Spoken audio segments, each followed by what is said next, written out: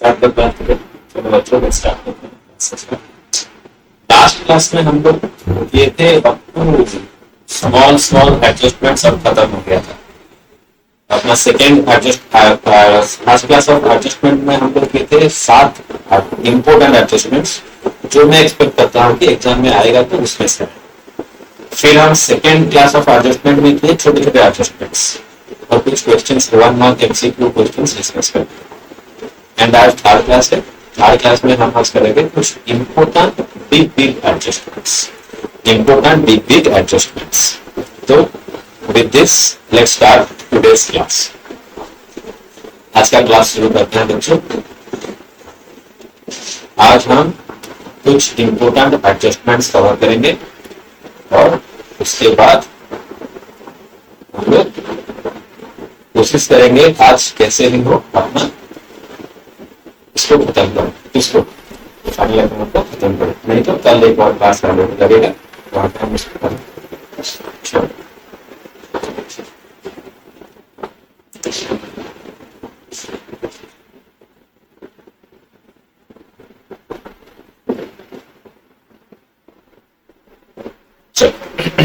चलो बच्चों स्टार्ट करते हैं। लेके प्रभु का नाम, ये सब आप लोग नोट्स में लिखे होंगे और फिर आप लोग शुरू करते हैं। एडजस्टमेंट नंबर 16 हम करेंगे। Adjustment number 16, provision for bad and doubtful dates। Provision for bad and doubtful dates। Provision for bad and doubtful dates।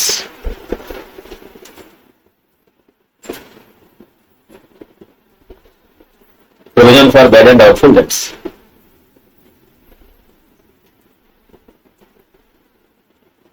Yes।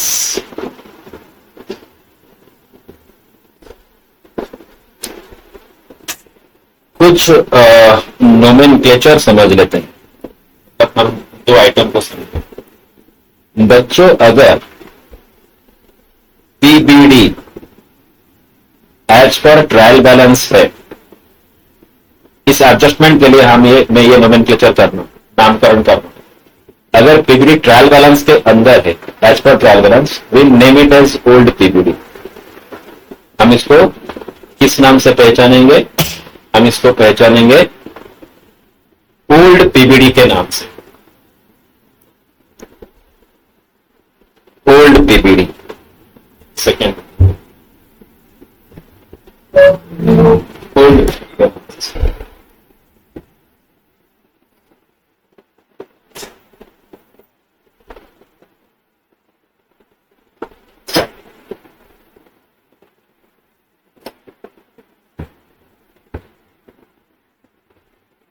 Old PBD.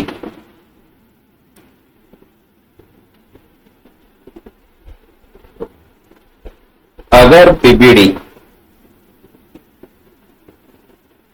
Adjustment में है तो हम उसको नाम देंगे क्या?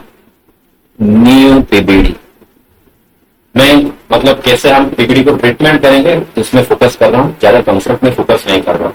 अगर कंसेप्ट चाहिए तो मैं कभी किसी और दिन इस पीबीडी का कंसेप्ट का एक वीडियो डाल दूंगा। देखो, हमें फाइनल अकाउंट के लिए एक ट्रायल बैलेंस दिया होता है हमेशा। यस, अगर यहां पे पीबीडी है तो इसको हम नाम देंगे क्या? Old PBD. हमारे इस एडजस्टमेंट के लिए ओल्ड पीबीडी। और एडजस्टमेंट ट्रायल बैलेंस के नीचे लिखा होता है ना, लेट्स से यहां पे लिखा है पीबीडी 1200, तो इसको हम नाम देंगे क्या? New PBD. तो आप लोगों को समझ में आ गया।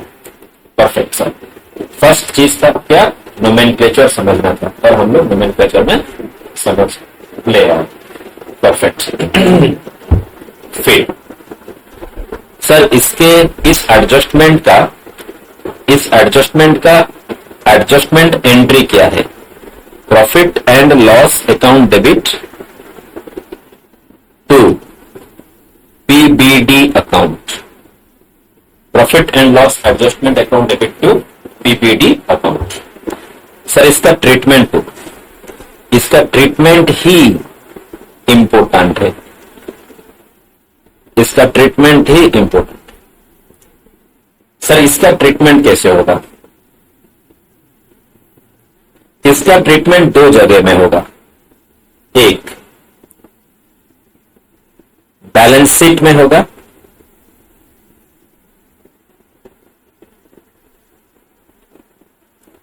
दूसरा प्रॉफिट एंड लॉस अकाउंट में होगा। मैं सिर्फ ट्रीटमेंट समझा रहा हूं आप लोगों को, इसका कॉन्सेप्ट मैं अभी नहीं बता। जब भी आपको फाइनल अकाउंट में एडजस्टमेंट में पीबीडी का एडजस्टमेंट दिखेगा तो आपको पहले कैसे इसको ट्रीट करना है मैं वही बोल रहा हूं कि सर ये पीबीडी को एडजस्टमेंट पीबीडी को हमें इधर बैलेंस शीट में ट्रीट करना है और पीएल में भी ट्रीट करना है। बैलेंस शीट में कैसे ट्रीट करें सर? देखो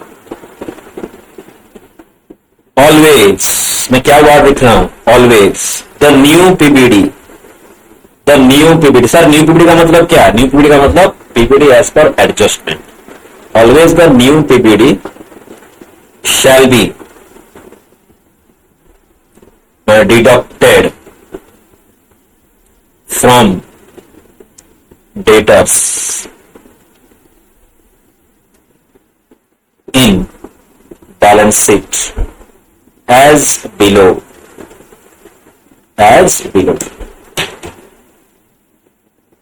ये आ गया तुम्हारा extract of balance sheet. Extract of balance sheet कैसे लिखना है?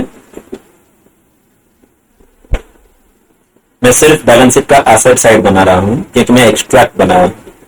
Assets amount rupees, assets amount rupees, assets amount rupees. यहां पे लिखना है डेटर्स, इमेजिनरी फिगर इनर कलम, लेस अगर बैड डेप्ट कुछ है तो बैड डेप्ट भी हम माइनस करेंगे। जो आया उसमें से न्यू पीबीडी को माइनस करेंगे, न्यू पीबीडी को माइनस करेंगे और फिगर आउटर कलम में डालेंगे। बैलेंस शीट में ऐसे होगा, बैलेंस शीट में ऐसे ही होगा।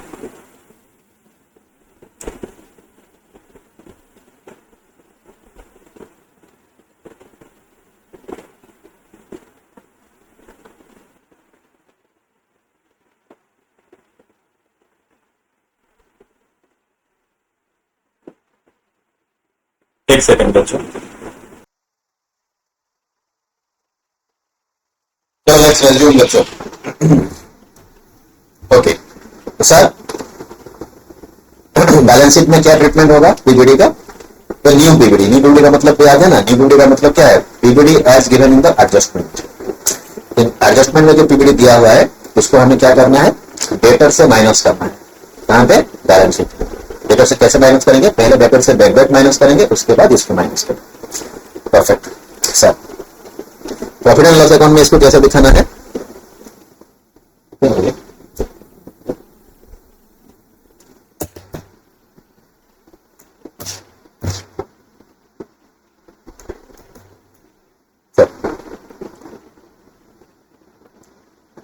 प्रॉफिट एंड लॉस अकाउंट में क्यों नहीं, मतलब कैसे दिखाएंगे?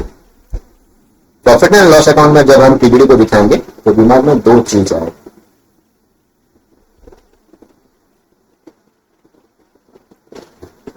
चेक करो,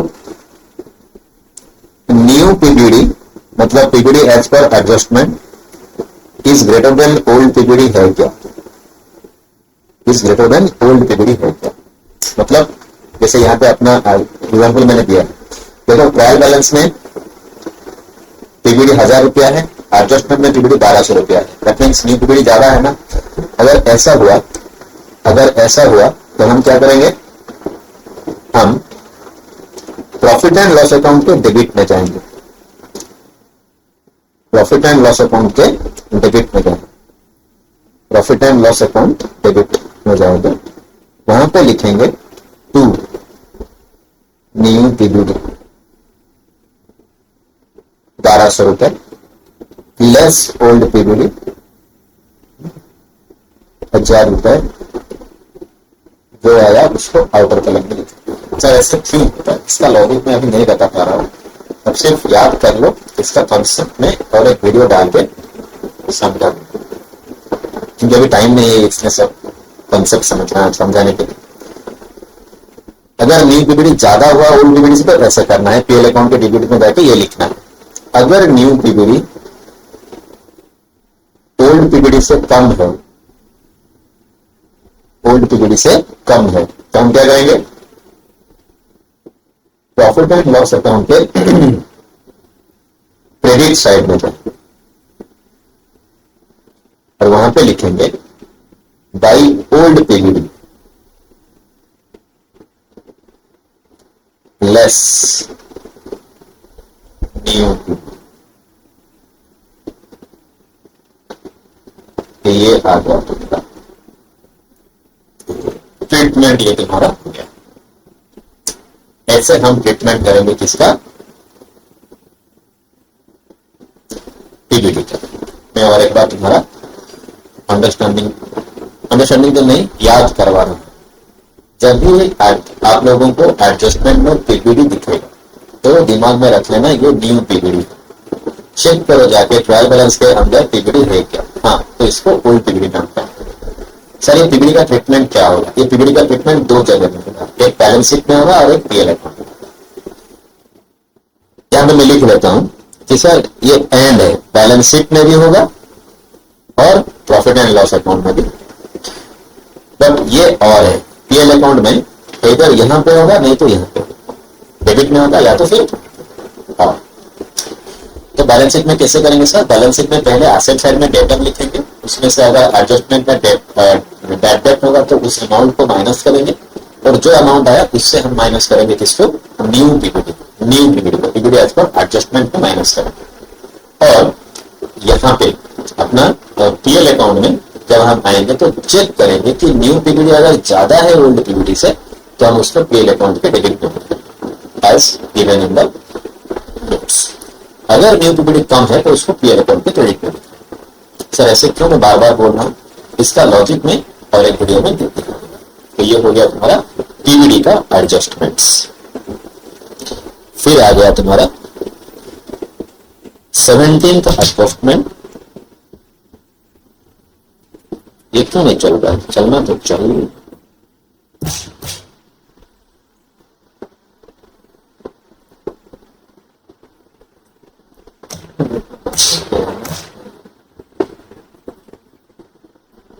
चलो ठीक,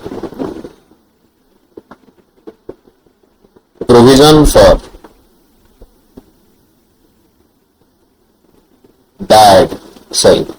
provision for discount on debtors, provision for discount on debtors, इसको हम शॉर्टकट में बोलेंगे PDD, provision for bear and को पीबीडी बोलेंगे, इसको बोलेंगे शॉर्टकट में PDD, provision for discount on debts. Sir ये इसका ट्रीटमेंट भी एग्जैक्टली ऐसे होगा, एग्जैक्टली ऐसे जैसे तुम दिख रहे हो वैसे, जैसे तुम लोग देख रहे हो वैसे ही। सर वही ट्रीटमेंट मतलब फिर balance sheet, in balance sheet, in PL, nomenclature वही। अगर पीडीडी एडजस्टमेंट में है तो उसको नाम देंगे न्यू पीडीडी, अगर पीडीडी ट्रायल बैलेंस में है तो उसको नाम देंगे ओल्ड पीडीडी। फिर ट्रीटमेंट जब आएगा तो दो जगह होगा, बैलेंस शीट में होगा और पीएल अकाउंट में।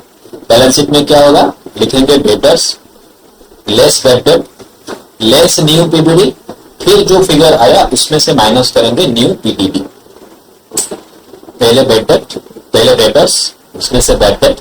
सर कैसे याद करें बच्चों, सोचो एडजस्टमेंट में पहले कौन सा एडजस्टमेंट पढ़े थे? डेटर थे, बैड डेट का एडजस्टमेंट पढ़े थे, तो पहले बैड डेट का एडजस्टमेंट इंट्रोड्यूस हुआ। उसके बाद हम किसका एडजस्टमेंट पढ़े? पीबीडी का, तो पीबीडी उससे माइनस होगा, फिर क्या आएगा? पीबीडी आएगा। तो परफेक्ट बैलेंस शीट में ऐसे होगा, लिखेंगे हम debtors less bad debt less new PDD, और पीएल अकाउंट में फिर वही चेक करेंगे new PDD more than old PDD, तो पीएल अकाउंट के डेबिट में जाएंगे, देखेंगे to new PDD less old PDD. अगर new PDD less than old PDD है तो बैलेंस पीएल अकाउंट के क्रेडिट साइड में जाएंगे और ओल्ड क्रेडिट साइड में लिखेंगे by old PDD less new. तो इसका मतलब क्या हुआ? सेम एडजस्टमेंट, पूरा सेम कॉपी पेस्ट करेंगे, सिर्फ जहां जहां पे बैड डेट पीबीडी लिखा है वो बी को निकाल के, पीबीडी लिखे हो ना, इस बी को निकाल के यहाँ पे डी लिखना है बस। और बैलेंस शीट के एडजस्टमेंट में जैसे कि हम लोग बैलेंस शीट में कैसे ट्रीटमेंट करेंगे, पीबीडी में जो लिखा है वही पूरा कॉपी पेस्ट करना है और उसके बाद यहां से लिखना है न्यू पीडीडी बोल के माइनस करना है, न्यू पीडीडी बोल के माइनस करना है, बस हो गया तुम्हारा पीडीडी का एडजस्टमेंट। मैं पहले से बोल रहा हूं, कॉन्सेप्ट मैंने यहाँ पे कुछ नहीं डिस्कस किया है, मैंने सिर्फ ट्रीटमेंट डिस्कस किया है। तो यहाँ पे मैं क्या लिख लूंगा? यहाँ पे मैं लिख लूंगा sir same as PBD except, same as PBD by except, the only change is, the only change is ये लिखा है, इसको निकालो और ये लिख दो। जहां जहां पे भी तुम्हारा ऊपर पीबीडी लिखा है उसमें से बी निकाल के डी लिखो, और बैलेंस शीट में जैसे अभी है दिख रहा है पीबीडी में पूरा एग्जैक्टली वही रहेगा, debtor minus bad debt minus new PBD, उसके बाद less new PDD. PL account में बी के जगह डी लिखना है, बस हो गया। सर इसका कॉन्सेप्ट आपने कुछ पढ़ा है? बच्चों अभी टाइम नहीं है इसका कॉन्सेप्ट के लिए, बहुत टाइम लगता है, फिर भी मैं सोच रहा हूं कि इसका कॉन्सेप्ट मैं पढ़ा लूंगा, क्योंकि एक क्वेश्चन पास पेपर में आया है। जब मैं वो क्वेश्चन सॉल्व करूंगा क्लास में तब मैं इसका कॉन्सेप्ट आप लोगों को थोड़ा समझा दूंगा, ठीक है? ये हो गया तुम्हारा 16th। क्योंकि एग्जाम पॉइंट ऑफ व्यू में ना ये सब इतना इंपॉर्टेंट नहीं है, अगर फिर भी एग्जाम में आएगा तो पीबीडी आएगा, पीबीडी इतना नहीं, लेकिन वो एक क्वेश्चन एक स्पेशल कैटेगरी का क्वेश्चन है ना, वो मैं करवा दूंगा, बहुत अच्छे तरीके से करवा दूंगा। अभी आ गया 18th एडजस्टमेंट, अभी आ गया 18th adjustment, reserve for discount on creditors, इसको हम प्यार से बोलेंगे RDC, reserve for discount on creditors, reserve for discount on creditors. Same process में चलेंगे सर। इसका एडजस्टमेंट एंट्री क्या होगा? RDC account debit to profit and loss account, profit and loss account. Sir इसका ट्रीटमेंट क्या होगा?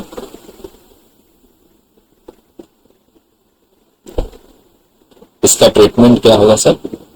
देखो बच्चों, इसका ट्रीटमेंट फिर दो तरह कर लेंगे।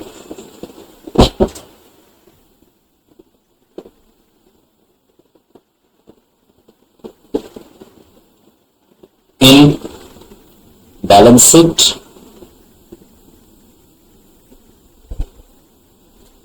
in profit and loss account, perfect, same logic, RDC as per trial balance को नाम देंगे क्या? Old RDC, RDC as per adjustment को नाम देंगे new RDC, perfect, perfect sir. तो बैलेंस शीट में इसका ट्रीटमेंट कैसे होगा और पीएल अकाउंट में इसका ट्रीटमेंट कैसे होगा? क्या लिखेंगे? The new RDC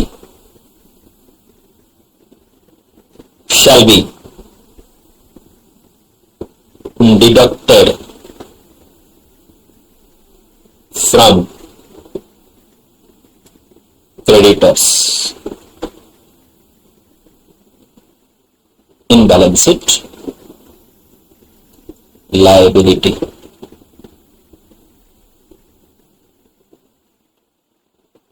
As below. चलो ये भी कर लेता हूं. ये हो गया तुम्हारा बैलेंस शीट का extract.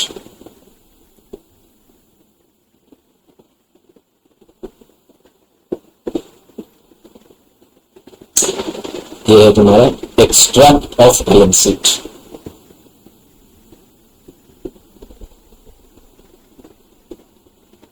Extract of balance sheet. ये हो गया तुम्हारा लायबिलिटी साइड. ये हो गया तुम्हारा अमाउंट. यहां पे लिखेंगे क्रेडिटर्स लेस आरडीसी. हो गया इनपीएल अकाउंट. फिर वही बात सर. दो चीजें हो सकती है.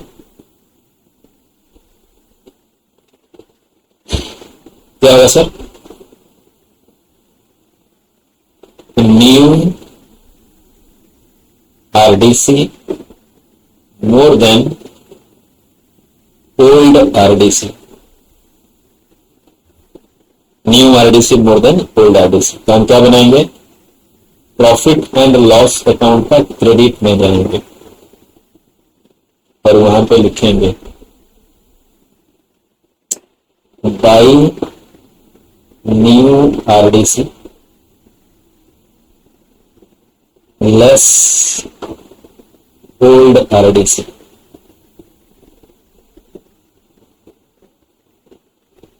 परफेक्ट. फिर अगर new RDC less than old RDC है. एक बार निश्चित कर लेते हैं.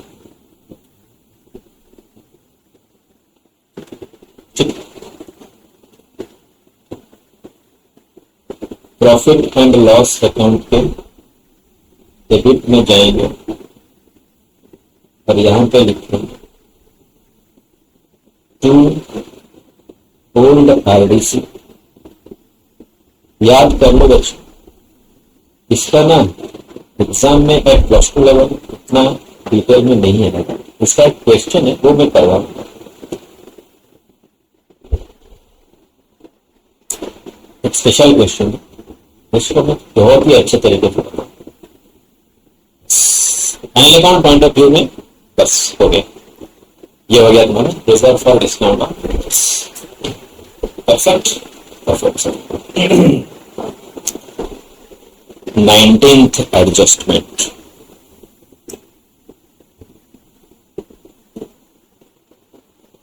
Goods lost by accident. Goods lost by accident.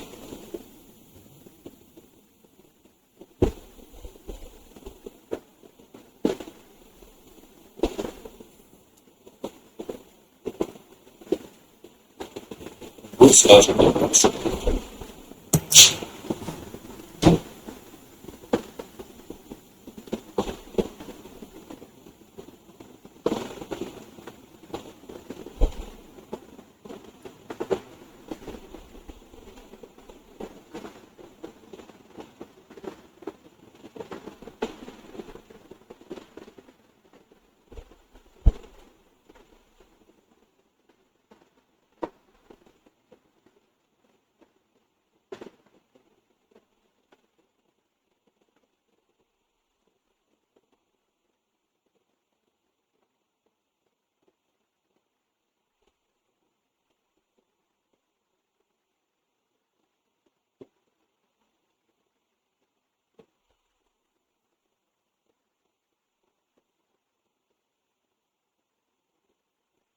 क्या बच्चों, गुड्स लॉस्ट बाई एक्सीडेंट। इसका थोड़ा कॉन्सेप्ट के साथ समझा रहा हूँ, डिग्री में थोड़ा ज्यादा टाइम लगता है। और उसका मैं क्यों नहीं समझाता हूँ कि एक क्वेश्चन है, उस क्वेश्चन के थ्रू मैं उसका कॉन्सेप्ट समझा और इसको लिंक भी कर पाऊंगा। चलो ठीक है। इसका मतलब क्या है सर, हम कुछ चीजें खरीद के लाए थे सेल करने के लिए और गोदाम में रखे थे। गोदाम में ये क्या हो गया, एक्सीडेंट की तरह, एक्सीडेंट के तहत लॉस हो गया। एक्सीडेंट का मतलब क्या है सर, फायर लग गया, आग लग गया, भूकंप आ गया हो, बाढ़ आ गया, तो नष्ट मतलब लॉस तो होता है, नुकसान तो होता है। तो उसको हम कैसे ट्रीट करेंगे, पहला चीज दिमाग में होना चाहिए, सर हम जिस दिन खरीदे थे हम सोचे थे सब कुछ हम सेल कर देंगे, इसीलिए जो भी खरीदे थे उसको परचेज करें थे। लेकिन by the time we came to know that some goods are lost, that means that much goods we have not sold. इतना चीजें हम सेल नहीं किए। जितने चीज हम सेल नहीं किए हैं और अपना लॉस में है, उसको हम क्या बोलेंगे, उसको हम बोलेंगे नॉट परचेज। है ना, हम लोग पढ़े थे कहाँ पे, advertisement, distributed space sample, charity, not taken away by the owner, ये सब कुछ क्लोजिंग स्टॉक ओपनिंग्स का कंसेप्ट बस। तो सर ये समझने के लिए हम स्टेप वाइज चलते हैं। चलो स्टेप 1,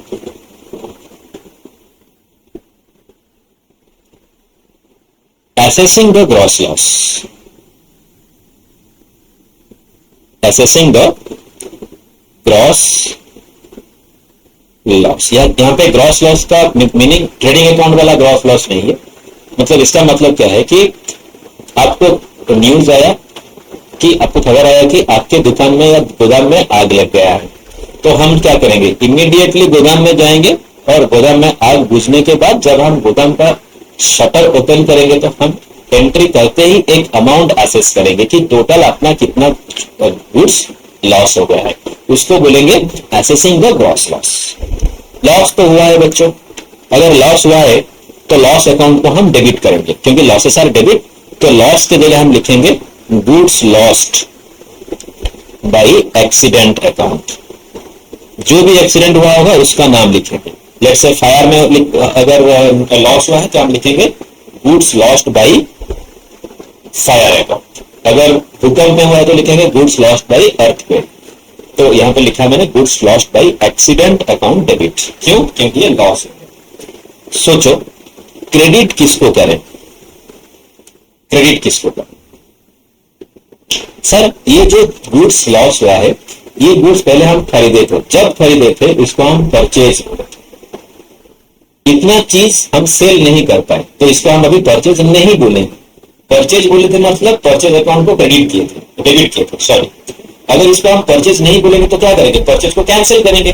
तो हम करेंगे to purchase account, to purchase account. क्यों परचेज क्रेडिट समझ में आ गया। लेट्स से हम 100 गुड्स परचेज किए थे विद एन अजम्पशन की वी विल सेल इट, हम इसको सेल कर देंगे इसी ईयर में, लेकिन ये 100 यूनिट हम बेच नहीं पाए, ये लॉस हो गया फायर में। तो हम क्या करेंगे, जब 100 चीजें खरीदे तो हम कहते परचेज अकाउंट डेबिट 100। अब क्या बोलेंगे, नहीं ये तो परचेज सेल नहीं हुआ तो इसको हम परचेज नहीं मानेंगे, तो परचेज को हम कैंसिल कर देंगे। तो इसलिए परचेज को क्रेडिट कर देंगे टू परचेज। या तो फिर ट्रेडिंग अकाउंट को क्रेडिट करें। इसका लॉजिक भी मैंने दिया था। अगर सर हम गुड्स लॉस्ट को परचेज में क्रेडिट करेंगे तो हम क्या करेंगे, लॉस मतलब ये ट्रेडिंग अकाउंट बनाएंगे। ट्रेडिंग अकाउंट का ये डेबिट साइड में दिखा रहा हूं, यहां पे मैं लिखूंगा परचेज लेस गुड्स लॉस्ट, ऐसे लिखूंगा अगर मैं परचेज को क्रेडिट किया। सर परचेज से लेस गुड्स लॉस्ट, यहां पे जो माइनस किया इसको माइनस करना is equivalent to shown on the credit side. तो इसको हम चाहे तो ऐसे भी लिख सकते हैं, बाई गुड्स लॉस्ट। अगर हम यहां पे लिखेंगे तो माइनस करके लिखेंगे परचेज से, अगर यहां पे नहीं लिखना है तो ऐसे लिखेंगे। दोनों तरीका सही है। अगर हमें परचेज से माइनस करना है तो हम लिखेंगे goods lost by accident account debit to purchase account.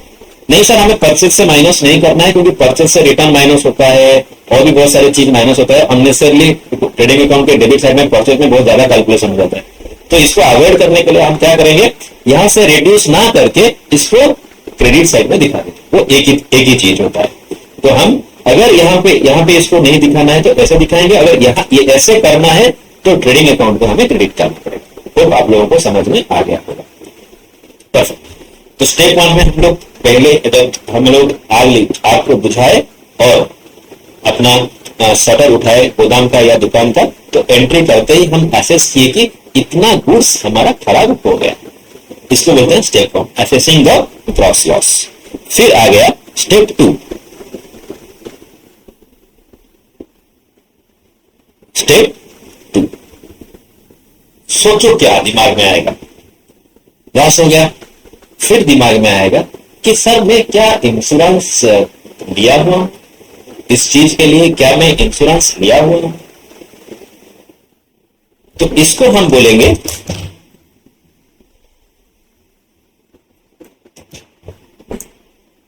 Effect of insurance. Loss तो एसेस कर दिए, अभी दिमाग में क्या आएगा, क्या हम इंश्योरेंस लिए। इंश्योरेंस, दो चीज दिमाग में आएगा, मतलब दो चीज दिमाग में नहीं, दो पॉसिबिलिटीज हो सकता है। या तो नो इंश्योरेंस, मतलब अनइंश्योर्ड, हम लोग इंश्योरेंस नहीं लिए थे, अनइंश्योर्ड। या तो फिर गुड्स जो लॉस हुआ है उसको हम इंश्योर्ड, अगर हम इंश्योरेंस लिए, अगर हम इंश्योरेंस लिए होंगे तो इंश्योर्ड, अगर हम इंश्योरेंस नहीं लिए होंगे तो अनइंश्योर्ड। अगर अनइंश्योर्ड है, हम लोग कोई भी इंश्योरेंस नहीं होते, तो पहले शटर या दुकान खुलने में जो लॉस हम एसेस किए थे, पूरा लॉस अपना फाइनल लॉस हो जाएगा। क्या हो जाएगा, फाइनल लॉस हो जाएगा। तो फाइनल लॉस को हमें क्या करना है, पीएल अकाउंट में ट्रांसफर करना है। लॉस पीएल अकाउंट में कहां पे आएगा, डेबिट साइड में आएगा। पीएल अकाउंट के डेबिट में लिखेंगे टू लॉस बाई फाइनल। कैसे लिख लेंगे, एंट्री तो पास करना पड़ेगा, इसीलिए हम एंट्री पास करेंगे, profit and loss account debit to goods lost by accident account, goods lost by accident. फिर आया अनइंश्योर्ड, सॉरी इंश्योर्ड केस।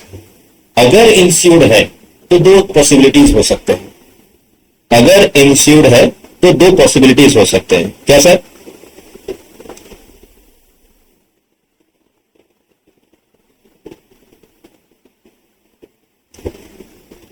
या तो पार्टली इंश्योर्ड होगा,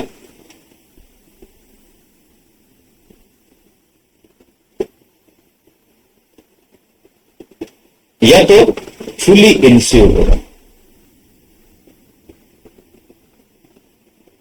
या तो पार्टली इंश्योर्ड होगा या तो फुली इंश्योर्ड होगा। मतलब सर अरे क्या बात करते हो, जो भी चीज हम लोग लॉस हो गया अपना, उसका पूरा इंश्योरेंस किया। 100 गुड्स लॉस हुआ है ना, 100 का 100 हम लोग इंश्योरेंस किए, या तो फिर हम 100 के लिए 70% इंश्योरेंस किए थे, इसको बोलेंगे पार्टली इंश्योर्ड, फुली इंश्योर्ड या पार्टली इंश्योर्ड। अगर पार्टली इंश्योर्ड है तो क्या होगा, अगर फुली इंश्योर्ड है तो क्या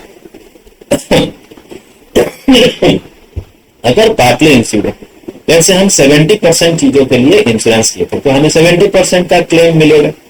70% का क्लेम मिलने से हम क्या करेंगे, बैंक अकाउंट को डेबिट करेंगे, पैसा जितना मिला, अगर मिल गया तो बैंक अकाउंट डेबिट। अगर इंश्योरेंस कंपनी बोला कि हाँ मैं दे दूंगा, अभी तक पैसा नहीं मिला है, इंश्योरेंस कंपनी एडमिट किया है कि मैं दे दूंगा, मतलब हम बोलेंगे कि insurance claim receivable, insurance claim receivable, insurance claim receivable में आईसीआर लिखा हूं शॉर्ट फॉर्म।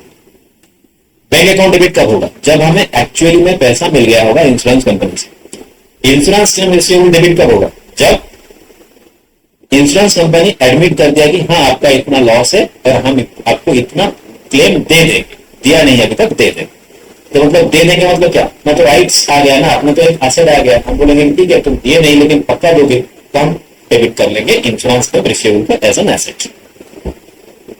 टू क्या करेंगे, टू बोलेंगे goods lost by accident, goods lost by accident. तो डिफरेंस आएगा, क्योंकि गुड्स लॉस्ट बाय एक्सीडेंट तो 100 गुड्स का आएगा, लेकिन बैंक अकाउंट डेबिट और इंश्योरेंस का मिसलेनियस डेबिट कितना आया था, 70% का आया था। बाकी 30% को हम बोलेंगे फाइनल लॉस, और वो फाइनल लॉस को हम प्रॉफिट एंड लॉस अकाउंट में डालेंगे, profit and loss account debit उसको डालेंगे।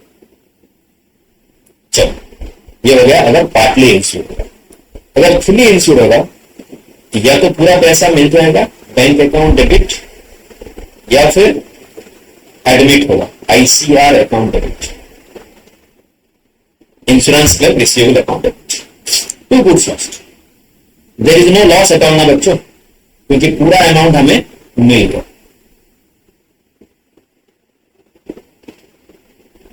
पूरा अमाउंट हमें मिल गया।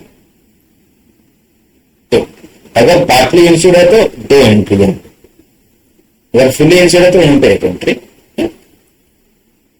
अगर हम देखेंगे, एक काम करते हैं, ऐसे नहीं, ऐसे करते हैं, गुड्स लॉस्ट के लिए हमें कितना एंट्री करना है। देखो ये 1 नंबर एंट्री हमेशा होगा, पार्टली इंश्योर्ड, फुली इंश्योर्ड या अनइंश्योर्ड, 1 नंबर एंट्री तो होगा ही होगा। फिर अगर अनइंश्योर्ड होगा तो ये वाला एंट्री होगा, अगर फुली इंश्योर्ड होगा तो 1 नंबर के बाद ये वाला एंट्री होगा, 2 नंबर एंट्री यही होगा और कुछ नहीं होगा। अगर ये पार्टली इंश्योर्ड होगा तो 1 नंबर एंट्री के बाद ये वाला एंट्री होगा और ये वाला एंट्री, सॉरी एक ही तो एंट्री होगी। परफेक्ट, समझ में आ गया? एक बार फिर से रिपीट कर देते हैं। Sir goods lost by accident, तो पहले हम क्या करेंगे, ग्रॉस लॉस को हम एसेस करेंगे। ग्रॉस लॉस को जब एसेस करेंगे तो हम एंट्री पास करेंगे goods lost by accident account debit to purchase account of credit. फिर हमारे दिमाग में इंश्योरेंस का बात है, अगर हम इंश्योरेंस नहीं किए होंगे तो हम बोलेंगे कि हमारा जो लॉस था वो अनइंश्योर्ड था, टोटल लॉस पीएल अकाउंट में डाल देंगे, profit and loss account debit to goods lost. अगर ये पार्टली इंश्योर्ड होगा तो जितना इंश्योरेंस मिलेगा या फिर मिल गया, अगर मिल गया तो बैंक अकाउंट को डेबिट करेंगे, अगर मिलेगा तो इंश्योरेंस का रिसीवेबल को डेबिट करेंगे, जितना नहीं मिलेगा उसको पीएल में डालेंगे, जो कि फाइनल लॉस होगा तो गुड्स लॉस्ट। अगर फुली इंश्योर्ड होगा तो बैंक अकाउंट जितना मिल गया बैंक, या तो नहीं मिला तो आईसीआर और गुड्स लॉस्ट। ऐसे करेंगे। सर इसका ट्रीटमेंट बता दो, इसका ट्रीटमेंट बता दो। वही तो बच्चों, एंट्री अगर क्लियर है तो ट्रीटमेंट तो हो ही गया। पहला ट्रीटमेंट क्या होगा, इट शैल बी डिडक्टेड, काम करते, it shall be either deducted from purchase or shown on the credit side of trading account। Better होगा इट की जगह हम क्या लिखेंगे, the gross loss, the gross loss, the gross loss shall be either deducted from purchase or shown on the credit side of trading account। Second, if uninsured, अगर uninsured है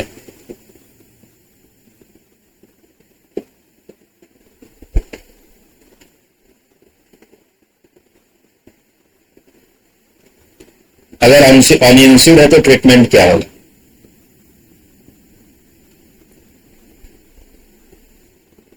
the gross loss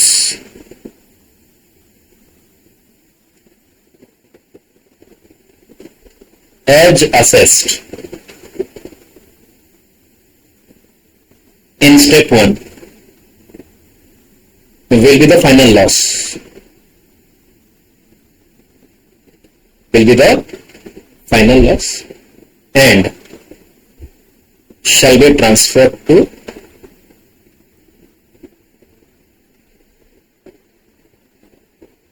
profit and loss account. Perfect.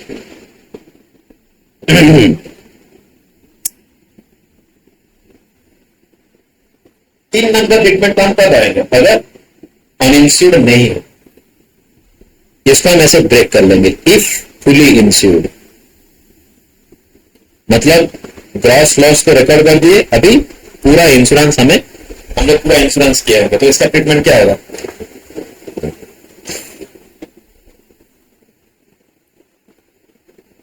The insurance claim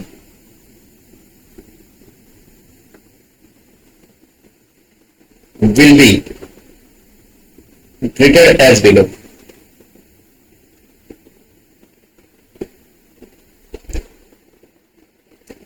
If received, अगर मिल गया है, add to cash और bank balance. Cash और bank balance में हम लोग ऐड कर देंगे। अगर नहीं मिला, if not received but admitted, company बोला है कि मैं दे दूंगा, admitted, तो क्या होगा? show on the asset side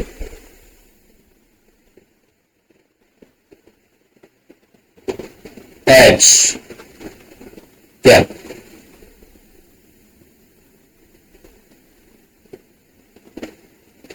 insurance claim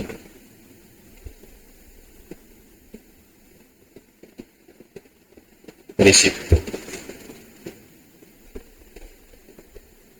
क्या करना है हमको? अगर मिल गया है तो बैंक बैलेंस में ऐड कर देंगे, अगर नहीं मिला है तो हम क्या करेंगे? इंश्योरेंस क्लेम रिसीवेबल में ऐड कर देंगे। If partly insured,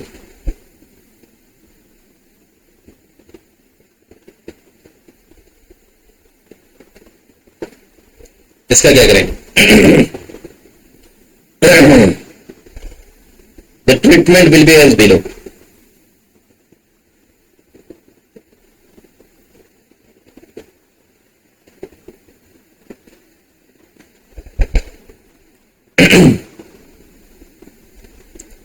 partly insured का मतलब क्या है? कुछ पार्ट इंश्योर्ड है, कुछ पार्ट इंश्योर्ड नहीं है।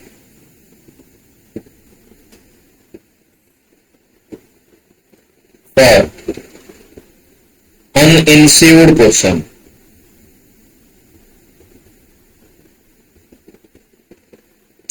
for insured portion,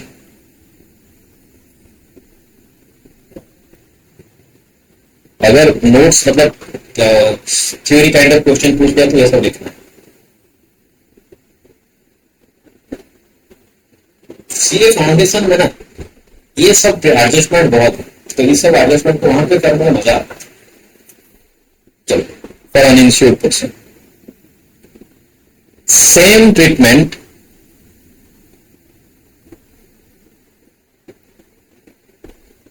as two, दो नंबर में जो लिखे थे ना वही, यहां पे सेम ट्रीटमेंट एज थ्री,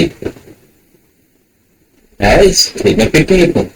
तुम्हें भी क्यों फिर लिखना है? फिर क्यों याद रखना? वही तो अनइंश्योर्ड पर्सन के लिए क्या करेंगे?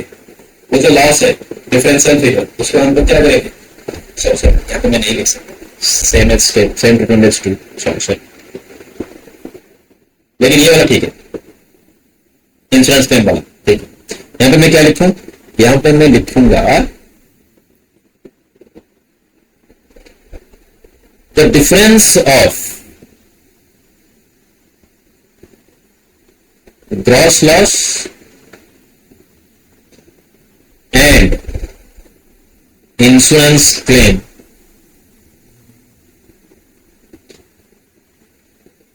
shall be debited to PL account, shall be shown on the debit side of PL account।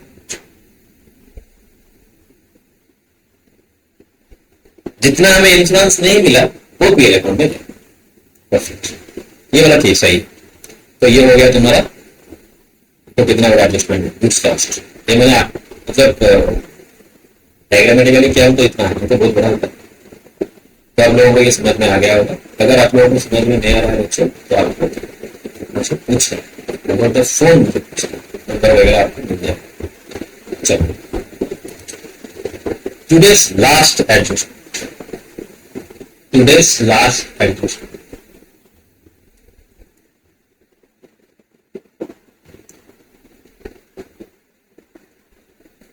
Twenty number adjustment, ये खत्म कर लूंगा आज में। Goods sent on approval basis,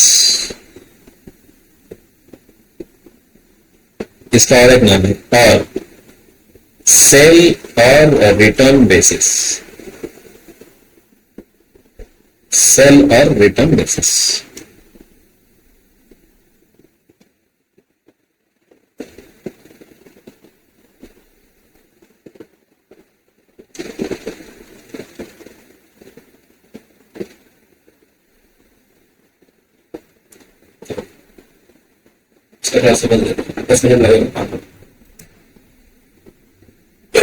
Sometimes we promote ourselves like businessmen does. Businessmen send some goods to the customers, stating, आप लोग ये goods को यूज करो, अगर आपको पसंद आया तो रखना, नहीं तो फिर खरीदो। इसको बोलते हैं goods sent on approval basis और sell on approval basis। इधर सेल होगा या फिर रिटर्न, इसी तरह से करो। अप्रूवल बेसिस का मतलब है क्या? सर अगर आप अप्रूव करोगे तो आपके पास रखोगे, नहीं तो आप मुझको रिटर्न करोगे, इसलिए दूसरा होगा अप्रूवल बेसिस। इसका एक सेपरेट चैप्टर है सेल हाउस। अभी यहाँ पे हम लोग इसका एडजस्टमेंट कुछ सिंपल सा चीज है। जब हम गुड्स को अप्रूवल बेसिस में बेचेंगे तो हम एज्यूम करेंगे कि goods are sold on credit, assume करेंगे कि goods are sold on credit. अभी उनको लेट्स से 15 डेज का हम स्टिपुलेटेड टाइम पीरियड हो, 15 दिन खत्म होने के बाद अगर मतलब वो लोग अगर एक मतलब अप्रूव करेंगे या फिर नहीं अप्रूव करेंगे। अगर अप्रूव कर लेंगे तो हम मान लेंगे कि क्रेडिट सेल हो गया और कुछ नहीं करते। पहले से ही क्रेडिट सेल का एंट्री पास किए थे, अभी हम लोग और मान लिए क्रेडिट सेल सच में हो गया, इसका एंट्री पहले से हो चुका था, अभी कुछ नहीं। अगर वो लोग बोले कि नहीं हम लोग नहीं रखे तो हम क्या करेंगे, जब जो एंट्री जो पास किए थे एज्यूम करते थे वो क्रेडिट सेल हो गया था, उसको आज हम रिवर्स कर देते, क्योंकि वो लोग हमें गुड्स रिटर्न करते हैं, हम उसको सेल नहीं मान सकते। ठीक, ये कब होगा? अगर ये आप ट्रांजेक्शन ड्यूरिंग द ईयर किए, अगर आप ये ट्रांजेक्शन नियर ईयर एंड किए हो तो और एक काम, नियर ईयर एंड होने से क्या होता है कि सर लेट्स से आप 10 दिन का टाइम रखे हो और आप 27 दिसंबर को गुड्स अप्रूवल बेसिस के लिए पहुंचे, तो आप क्या करोगे? आप 31 दिसंबर जब आएगा उनसे को तो फोन करके नहीं पूछ सकते ना कि आप ये चीज रखोगे या नहीं, हमें कंफर्म करोगे, तो उनके पास बेसिकली 4-5 डेज उनके पास है, तो हम ऐसा कुछ नहीं कर सकते, वहां पे दिक्कत है, तो उसको हम वेट करते हैं। चलो पहले इसको हम 2 सेगमेंट में डिवाइड करेंगे।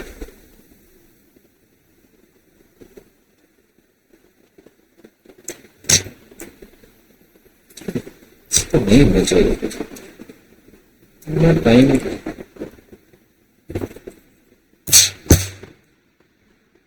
आ गया बातों का बातों से नहीं, सही है ना? चलो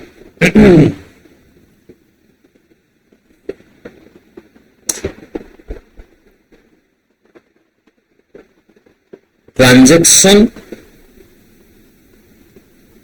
entered during the year,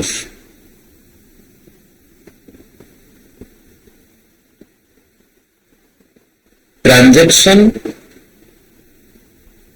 entered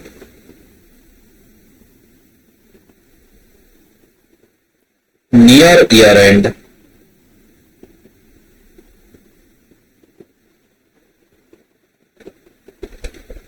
considered as an adjustment, हम इसको एडजस्टमेंट बोलेंगे, as an adjustment।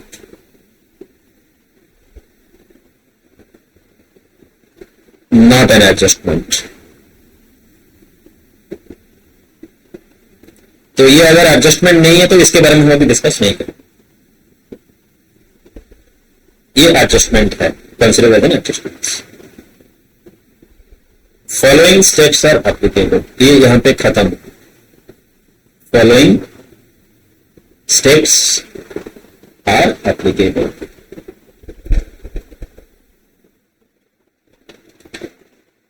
Number 1, step 1,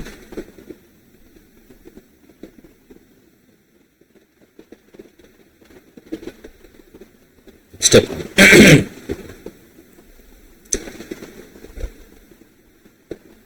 consider the transaction, मतलब जो सेंट हम जो गुड्स अप्रूवल इसमें भेजे हैं, the transaction as a credit sale when sent on approval basis।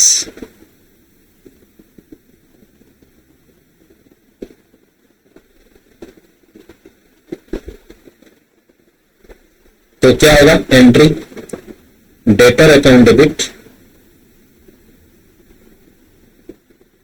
To sales account. और आपको पता है ये एंट्री हम किस प्राइस में करेंगे, at selling price. Sales entry तो सेलिंग प्राइस में ही करेंगे। Perfect.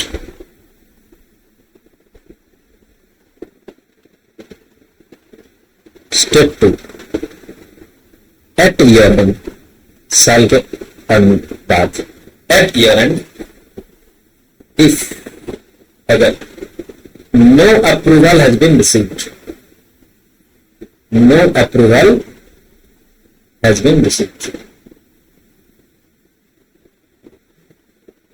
If no approval has been, क्या करेंगे,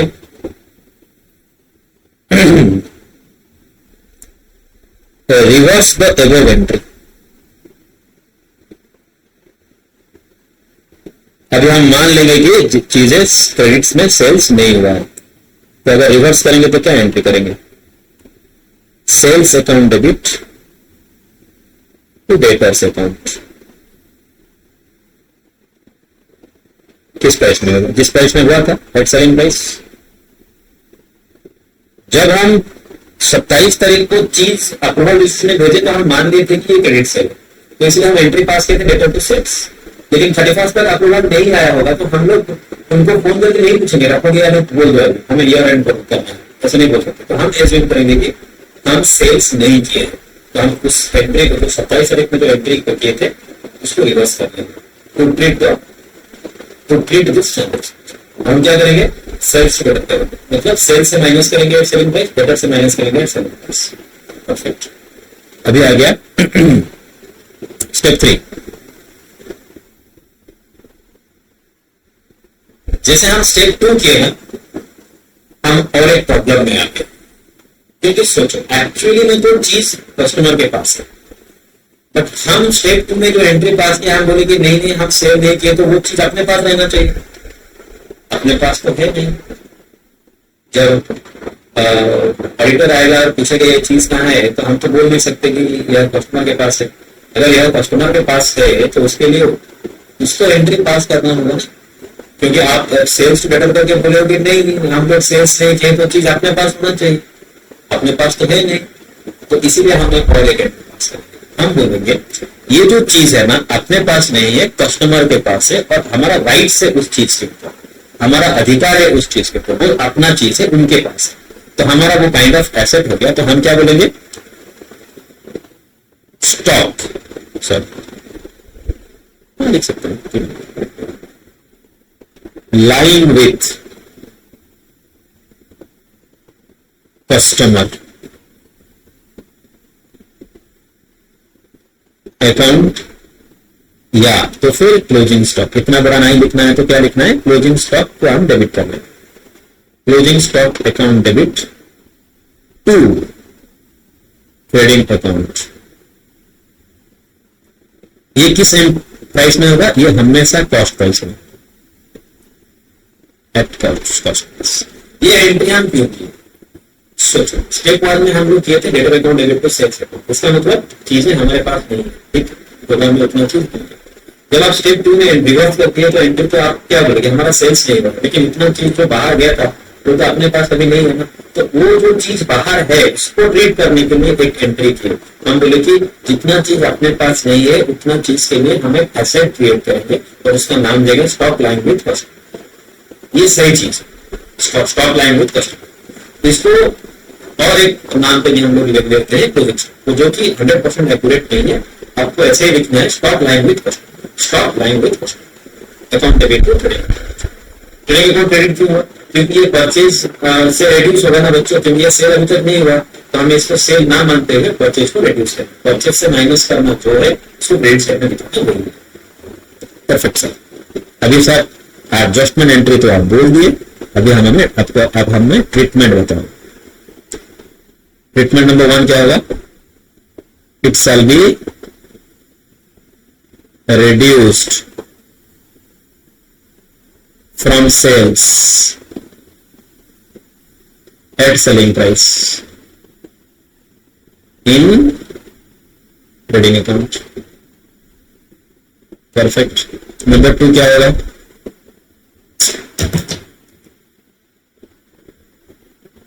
It shall be reduced from debtors at selling price in balance sheet. Number 3 क्या होगा? It shall be added to closing stock at cost price in trading account. क्या trading account? एक काम करते हैं ना, लिख लेते हैं। अरे यार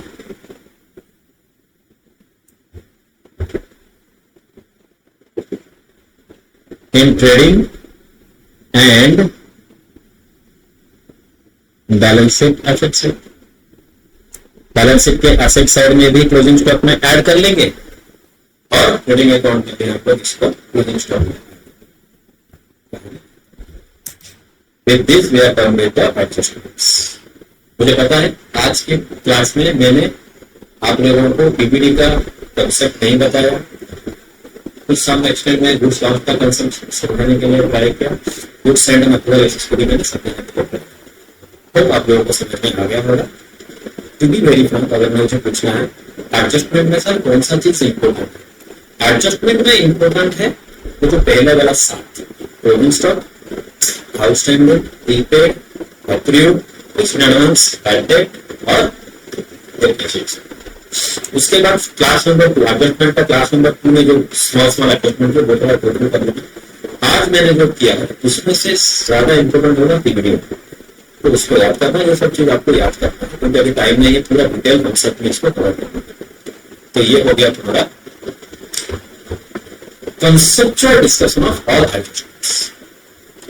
ये हो गया तुम्हारा conceptual discussion of all adjustments. अभी हम क्या करेंगे? अभी आप क्या करेंगे?